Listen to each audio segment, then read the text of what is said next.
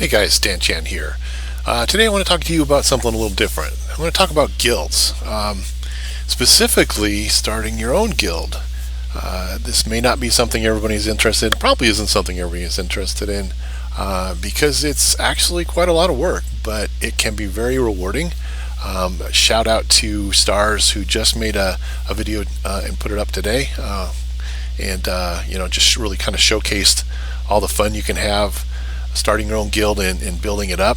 But there's a lot to it, and I just kind of want to go and give you some of my thoughts on it, some of the things I've experienced with my own guild, and maybe some tips for even for some of the people that actually have been running guilds for a while. So first off, how do you get a guild? Now, what you need for that to start out with, you need 5 people in a party, all in the same instance of Protector's Enclave, and you have to be at least level 8. The registrar, it's going to tell you if you have any issues with this that you need to be at least level 3. That's incorrect. So if any devs are out there, this is maybe the first section to kind of tidy up a little bit. You need to be at least level 8 to do this. Now, I don't know if the whole party needs to be level 8. I think they do, but you need to be at least level 8. And everybody in the party, when you register the guild, needs to not be in another guild. So I'm going to go in here and go talk to the registrar. Going to click on 1 for create a new guild, and then we're just going to give it a name. So I'm going to call mine Stronghold Majestic. The only restriction here is it can't be a name that's already in use. Just be realistic about it. And then for description, you can put this in anytime. You can also change the name of the guild at any time. It doesn't cost 1 dime. So let's try it. Let's just see if this guild name works. All right, so let's see. Now I have my guild. I am in a guild. I've created a guild. Now what I can do, what happens is, I'm going to go over to the guild menus. Here's the current roster. What happens is whoever creates the guild becomes automatically the guild leader. That's rank 7.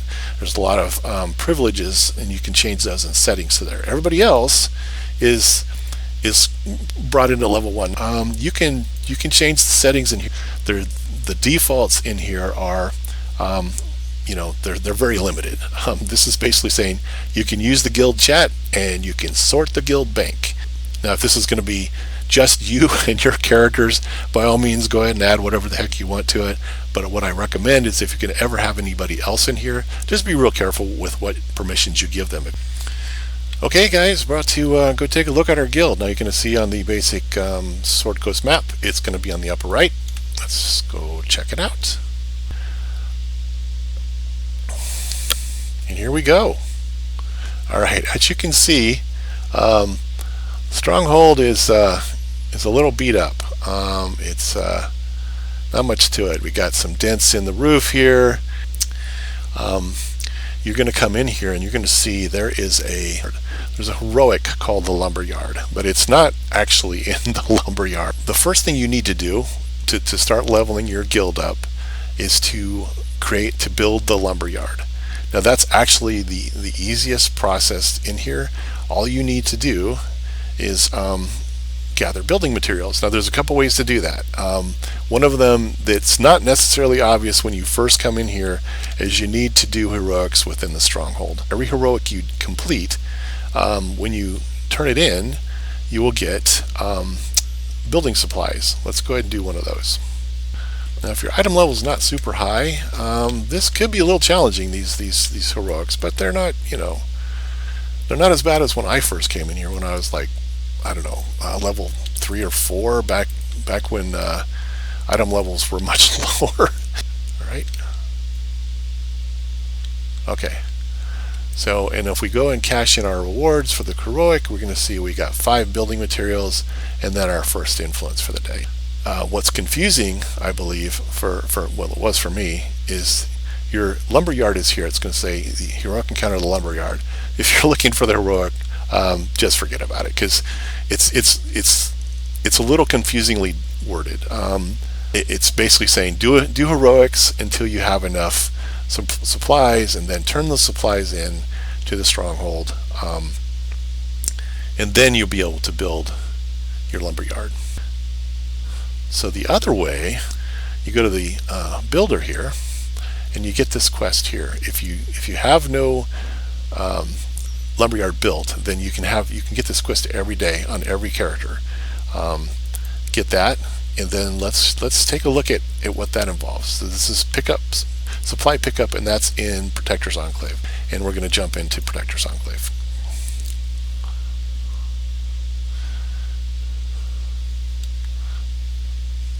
Alright, so we're going to head over here to the Seven Sons Coster Market. Yeah, alright, so you're looking for these things here. See, there's one, and there is, where's the other one? There it is. We're going to get 5 of these, and then we're going to turn them into the builder, and she's going to give us 5 building supplies to turn in.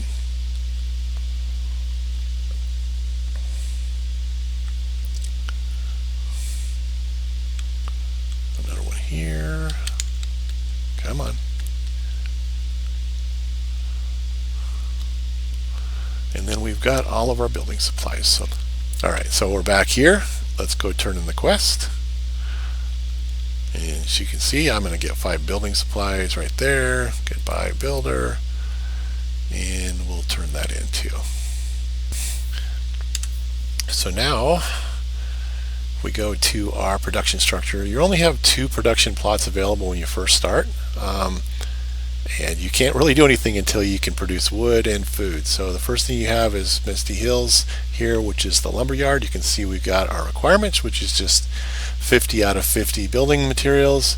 We don't really need to set as a contribution target, but that's normally what you would do as the guild leader, just kind of give folks an idea of what kind of resources you're looking for. So we're going to head over to the lumberyard and get it started now. So here we go. First off, we're just going to go ahead and interact with this sign and click Begin Construction. Alright, and that will get rid of these little guys over here that are bugging you. And now you have a little bit of time. It's going to tell you right here how much time is left. So from what I've seen, structures at level 1, to get to level 1, require about 15 minutes.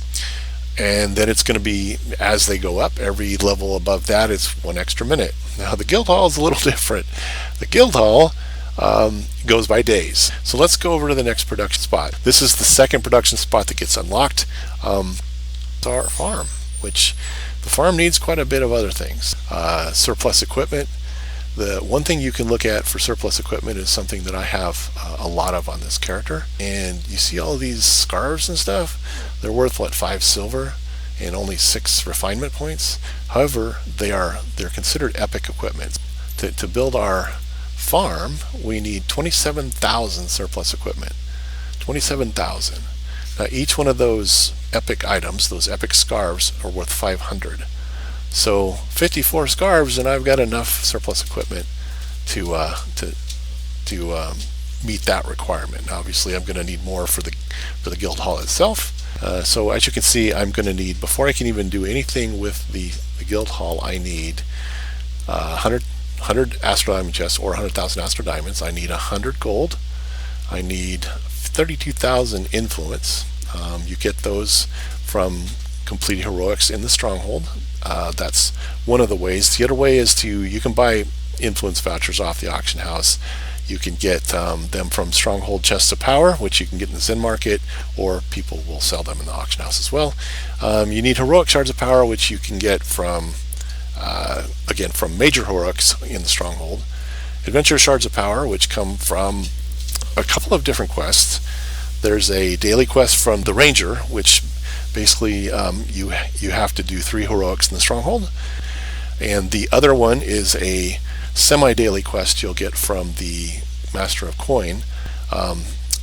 That's adventure shards or dungeoneer shards, which you're going to need. If you look at these, like the second level up, you don't have any of those adventure or dungeoneer shards. The third, we've got dungeoneer shards. You get those from doing random queues, and you'll get the quest for that from the cleric. So very limited, and again, the only other way to get these shards is to go to the Zen store. Let's take a peek at that. You go down to Stronghold, and then you can buy the Stronghold starter packs or the Stronghold chests of campaigns, which gives you the fate trinkets, the dark gifts, vouchers, and the Stronghold Chest of Power will give you various shards. So if you look in here, it gives you 100 Heroic Shards of Power, 100 Conqueror Shards of Power, Dungeoneer Shards of Power, and so on and so forth. However, this is, you are paying Zen for this, which is on PC quite a long time to get. If you use the Zen market, obviously you can buy it with cash, but 1,000 Zen's $10, so you're looking equivalent to $3 here for something to help build up your stronghold. If that's something you want to do, go for it. I have never actually bought these from here. Now, one thing to keep in mind is I don't know, because I've never bought these, if you also need to buy a key once you bought them to open them. I'm kind of suspicious that you might have to, which means, okay, yeah, I paid 300 Zen for this, and I can't open it until I go back and buy a bunch of keys to open it too. That would be a little disappointing for me. Okay guys, let's take a look at my stronghold. Alright, as you can see, they do a little bit of improvements as you go along. I don't recall exactly when I got the fountain, but definitely an improvement. And I got my roof fixed, all kinds of neat stuff. Now this guild is level 9, and just working on the requirements to get it up to level 10. So that it's a process. What I've got here is I've got a lumberyard done up to level 4, got my farm, got my mine, my quarry. I've got a second farm because the recruiter, which generates, passively generates influence, that guy takes a lot of food, and you also need food to build new structures. So one tip I got from Steamy was build a second farm. And it makes sense, because when you upgrade your farms, you're getting about a 10% increase in capacity, but building a brand new farm gets you quite a bit more than that. Of course, the trouble with that is you still have requirements for upgrades that, as you can see here, it requires X number of other structures at whatever rank to be able to get to that point, to be able to do the next upgrade. So this requires 7 other structures at rank 4 to get to rank 9. So let's see what I have. I've got 1, 2, 3, 4, 5. Nope, can't count that. 1, 2, 3, 4, 5, 6. So actually, it counts the guild hall as well. That's one of the errors, I guess, tooltip errors in here is, or maybe not so much an error as just really bad wording. It doesn't require 7 other structures, it requires 7 total structures. So keep that in mind. Now here's another thing to point out. If you want to have your own guild that you're developing yourself, I highly recommend that you either join an alliance or create your own alliance. Now I have an alliance of level 1 guilds, all of them that I created myself, and have 1 character in each of them. And the reason for that is pretty simple. The top person on the alliance, as you can see over here, there's an experience points bonus, which doesn't count for anything anymore. There's XP bonuses went the way of the dodo quite a while ago. However, structure discounts do matter. The top, the Helm Guild, which is the top one that's basically in charge of the alliance, gets the highest discount, which is 10% of the total alliance level. Your total alliance level is the total of the guild levels of all the guilds. So I've got 4, 8, 12, 13 guilds. 12 of them are level 1, and I'm level 9, so that's 21. Therefore, 2.1% is 10% of that. So if you're a sword guild, you get basically half of that. So 1.05, and a gauntlet guild gets, I think, half of the half, so basically like a quarter. So guys, what else? You also have the Siege of Neverwinter. It's a 3-week appointment event, and during that time, if you go to the zone, the zone where the battles take place outside of Neverwinter, you'll fight cultists and drakes and even some dragons. And you can have what you want to do is you want to farm the vouchers that drop on the ground. That's going to be influence, surplus equipment, and fade trinkets, all these currencies and stuff. The only things you're not getting out of there pretty much that you really need for the guild are your influence and your, actually you'll get influence vouchers too, but you won't get shards. You won't get your dungeon or adventure shards. That's kind of the only ones that are missing. Of course, those are really important, but all of these ones that are more difficult, like that you require a lot of, like fade trinkets and stuff, you can get a whole lot from that 3-week event. So keep an eye out on the calendar for that. If you are trying to build up your guild, definitely a really good thing. Also, there is an event called Protector's Jubilee. So there is a trader that's available during that 1 week. It's the Jubilee Trader, and you can choose one of these traders to be here in your stronghold, and they will generate different things depending on which trader you have. So if you need fade trinkets, you would I don't know, you get the trader from Sherendar, and they generate 450 fade trinkets per hour.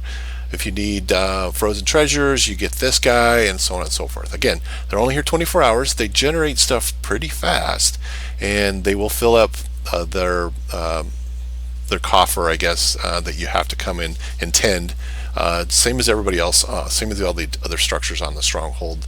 It's 8 hours you need to, is the max before it's filled up, and you need to get in here and empty that or tend to it so that you can collect it.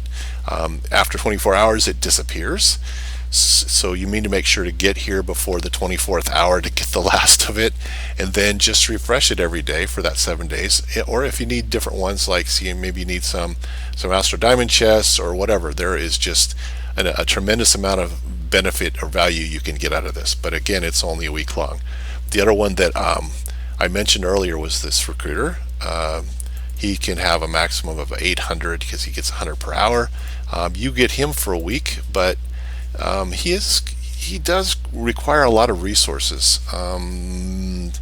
Not super hard. A lot of them are stuff that you are generating automatically in the stronghold, like wood, I believe stone or lumber, maybe. But he also eats a lot of food, so that's why I have that second farm.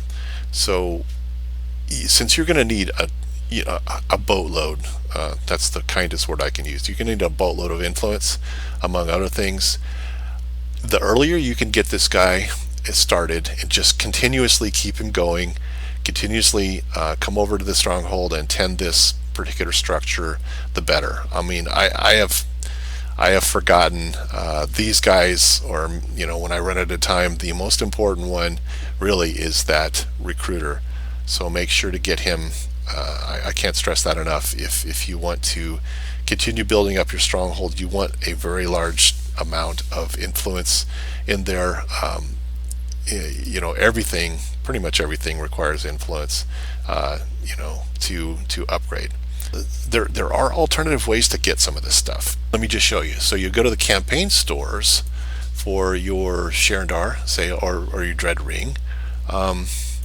You could use Genie's gifts to get. So let's see, not here. Yeah, you could use Genie's gifts to get these, like say here, Thayan treasures, and those you could use to donate to the stronghold for your dark gifts. But there are actually other ways. Once you level up, say Dread Ring, you're going to have this particular thing here where you will generate. This is the one you're looking for, the Vanguard Dark Gifts voucher. This is similar to what you'll get when you're actually doing the Siege of Neverwinter, but you just generate enough of these Vanguard script and these Thayan scrolls, and you pay 5 gold, and you can do this every day. It's a 24-hour. It takes 24 hours for it to generate this, but it's just like a continuous process. Again, once you build this up, get all of your boon points, and get your Grandmaster stuff, then you'll do this every day. Just you don't have to do this particular one, but this is how you convert your Thayan ciphers to get your Vanguard script, and these require Vanguard script, and these, which you can get from the weekly quest from Sergeant Knox. Similar thing with Icewind Dale. There is, once you build this all up, you get the frozen treasures here, which is Kirkonig voucher, which is 1,000 frozen treasures for your guild. Once per day. You just need certain coinage, campaign currency, which if you donate this individual campaign currency, you're going to get a lot less value out of it than this 1,000 frozen treasures that you're getting here. And Sharandar, they don't have a similar thing for Sharandar. However, one thing I want to point out, if you, and this is kind of a little off topic, if you get a double legacy event like we just had, go to the Sharandar store, and then look at these. This one was for the first campaign, the top one. This one is for the second, and then the third. These double, so you're seeing 25 of the currency. So here, 25 iron curio, and so on and so forth. So just consider that during the double legacy, you're getting double. You need 325 to max out here. So 50, that's six and a half. So we're just going to say 7 per line here. Okay, that gives you four boon points, and it's not really showing it here, but some gold. Here you get a bunch of tokens, companion upgrade tokens, another 4 boon points for another 7, and here you get preservation wards, 3 more boon points, and I could swear there were trade bars in here somewhere, but no other that I know of, no other campaigns give you as much boon points for in other value for that little amount of genius gifts than these. The Sharandar ones, that it's just a huge boost. And if you have it maxed out, you have extra genie gifts. I don't know. Consider. I haven't done all the math for it, but consider the fact that these give you 25 currency, 50 currency when it's doubled, and so do the other events, and you can use that to donate to your stronghold. So I'm sure there's lots of other ways to generate resources for your stronghold, but I hope this has proven helpful to kind of get you started, maybe give you some ideas. And if you're Guildmaster and you have not been doing this for very long, some of the things that I've really enjoyed as a guildie were stronghold events. There is the event, I don't see the guy out here, but let's see. If you look at your guild calendar, where is it? Events. No. Actually, we can look in the calendar, hourly events. So your Stronghold Marauders event. There is a guy that will show up on the bridge, looks like every couple hours, and you can summon a bunch, basically summon a bunch of monsters to come and fight and have the guildies fight them, and you can get influence and stuff from that. Pretty cool guild event to have to kind of announce and have people get together and do stuff together. Also, you have the dragons, the flight of dragons. It's when this gentleman over here, the traveling wizard, you talk to him. You do have to do the matter of dragons. You need, as long as you have the correct amount of guild marks, you can accept that quest. And then the Greedy Dragon's Flight is what it is. It costs 2,500 guild marks. One person pays, then everybody can take part in it. The dragons will appear in various spots in the guild. It's kind of helpful to remember where they are. Let's see, I believe one is down in here. This is where the it could be, I think this is where the green dragon shows up. Then over here where the devils are, this is where the black dragon shows up. Way up here towards the top where the giants giants are, is that up here? Kind of hard to tell from this particular map. That's where the red one shows up, and so on and so forth. Up in the Dragon Hills, that's where your blue dragon shows up. Again, I think the green dragon is the one down here. If you have enough guildies, you can have people throughout the guild, just attack them all at once. Because once you kill one of the dragons, you only have like 5 minutes before the rest disappear, and it's going to take you that long to get from one spot to the other one. So either just assume if you don't have enough guildies to do multiple, just put enough together to do one, and you can get some good rewards out of it. And again, that's a fun thing to do. And another thing that we would do is we would do an influence run. Our stronghold, our alliance, we would shout it out, or the guildies, the guild masters would shout out in the alliance, and then say, hey, this is the guild that it's happening at. We're going to do an influence run. We're going to meet at the guild, and then we're going to take off and we're going to hit. And then they'd just call out which heroic they were going to go to. Now, typically they wouldn't do the minor heroics because they're just so fast and small that really you wouldn't be able to get everybody in the guild to be able to get a hit in to get credit. But they would just go after the majors. So like this Canyon Crisis, we run over there, and then once we finished that, we'd run up to the next major heroic, and so on and so forth until we did. I believe we would do 5, but totally up to you as a guild master what you want to do. So just some ideas. Again, I hope this has proven at least a little helpful. Happy gaming. Dan Chen out.